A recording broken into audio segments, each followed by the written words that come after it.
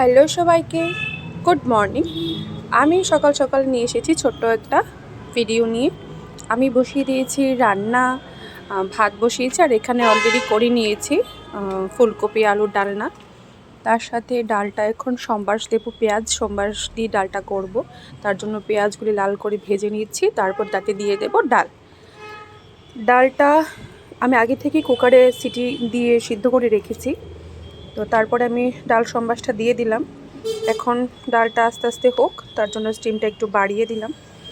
তার সাথে আমি রেডি করে রেখেছি সবজি, পেঁয়াজ গ্রেট করে পেঁয়াজ কেটে, আর এখানে কিছু সবজি কেটে রেখে দিয়েছি, কারণ এখানে আমি করব সবজি দিয়ে লোটে শুটকি। শুটকি তো আমার খুব পছন্দের একটা জিনিস। শুটকিগুলি ধুয়ে টুয়ে রেডি করে রাখলাম, তার সাথে কড়াইয়ে তেল দিয়ে শুরু করে দিলাম শুটকির রেসিপি। তাতে আগে পেঁয়াজগুলি ভেজে নিচ্ছি, আর পেঁয়াজের সঙ্গে শুটকিগুলিও একসাথে আমি ভেজে নেব, আলাদা করে আর এখানে ভাজছি না, পেঁয়াজ আর শুটকি একসঙ্গেই হয়ে যাবে। তারপরে এটাতে যখন লাল লাল করে ভাজা হবে সবজিগুলি দিয়ে দেব। সবজিগুলি আগে ভাজতে হবে ভালো করে।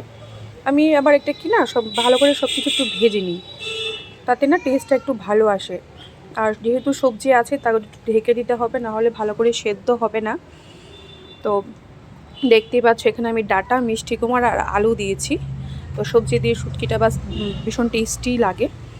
তো ভালো করে ভাজা হয়ে গেলে পরে তাতে আমি পেঁয়াজ গ্রেট করে রেখেছি, রসুন, স্বাদ মতো নুন, হলুদ, এগুলি সব যা যা লাগে দিয়ে দিয়েছি।